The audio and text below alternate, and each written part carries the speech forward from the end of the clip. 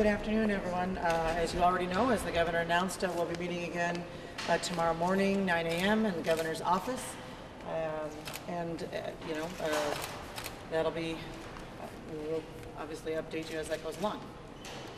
I guess questions, we'll just open it up to. Is it technically possible to get things done, or you have, if you would reach agreement tomorrow, do you have to leave lights on and come back later on to actually pass bills?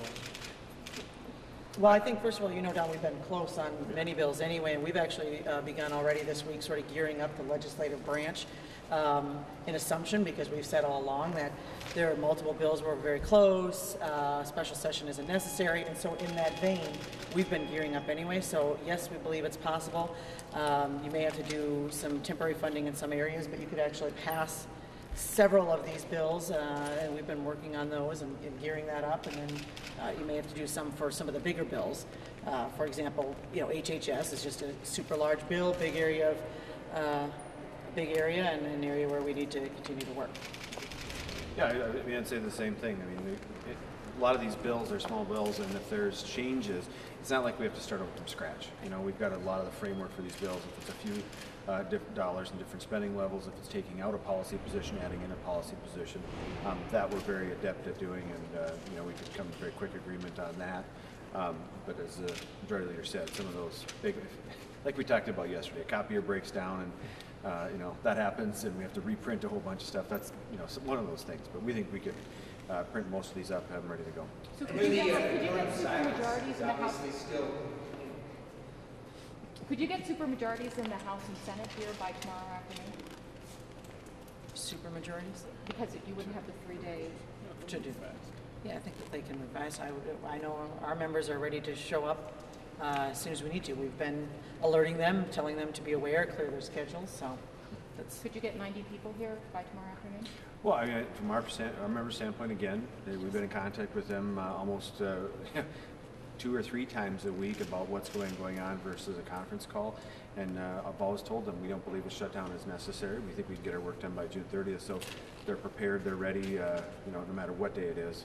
And then I'm assuming that most of the Minneapolis-St. Paul legislators are either close by or nearby, and it wouldn't be a short drive for them. Will you bring them here anyway, just in case there's a special session called, or is that? We just told them to be ready, Pat. That's been the message. We're optimistic. We've put those gears in motion, if you will. We kind of fired up the legislature this week, and so they're standing at the ready. The governor says he's not going to call anybody back until there's an overall agreement. That doesn't sound like it's close. And he said tomorrow is kind of the deal. If you're going to get everybody back here by Thursday to do something. Well, we see close as a little different. Again, when you look at the overall, we've got 9 bills. If there are a multitude of them, more than half of them that are where we're in very near agreement, those can be wrapped up very quickly, and then you'd have the other areas where they're a little more difficult, and I think it's probably no surprise to anyone that one of those would be Health and Human Services. That's, you know, you can you know, do a combination of some temporary funding and those other bills, and then just keep moving, Tom. But the revenue issue remains, and that appears to be the biggest stumbling block. And on that score, Mr. Speaker, are you any closer than you've been since the end of May? Again, that falls under what we're talking about in the room. So, we've maintained all along, as the majority leader said, we don't believe a shutdown is necessary. The budget we put together is the largest in the state's history.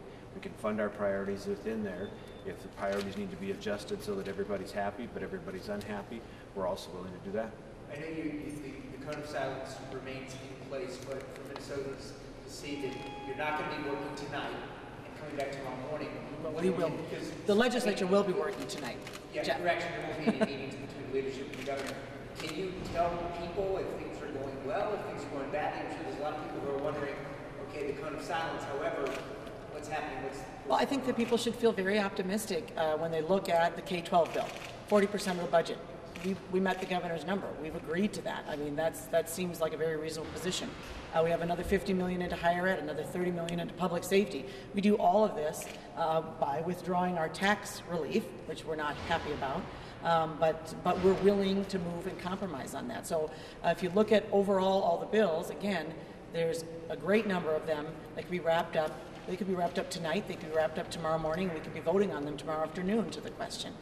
There's a few others where we need to continue to work. We're seeing some movement and progress in that area, and that's a good thing. But they're just a little bit bigger and more cumbersome. So does that mean you've agreed on policy on the bills where you say you're close on numbers? Well, we can't talk about what we talked about in the. What about HHS? You spent some time on that today. How close is that one? I mean, you said it's one of the harder areas. Are you making progress in that area? Sure. I don't know how else to say it. But yeah, obviously we're, Do you have somebody working on lights on bills of various types to, if you need to pull them out? But didn't Senator Nino? Yeah, I mean, there's various versions all over the place. Plus you But can make leadership it is, five. you don't have something kind of match what's going on in secret. If needs be on whatever bill, I think we could pull that together very quickly. Both of you have made a significant point over the last months that you don't know where Dayton wants to cut. Do you now have a feeling that you know where Dayton wants to cut? Your staff has been on Twitter saying they still don't know.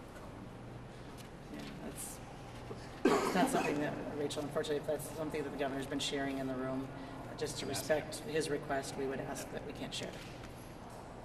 What are your thoughts about the court, the judge ruling the court should continue operating?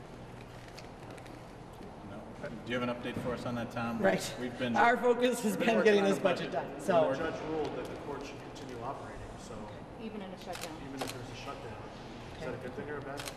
well, I guess for the courts, that's a good thing for Minnesota. But the job for funding those things belongs to the legislature, so we have to continue to work and get our budget done. Would that be something you would think about trying to appeal? A decision like that?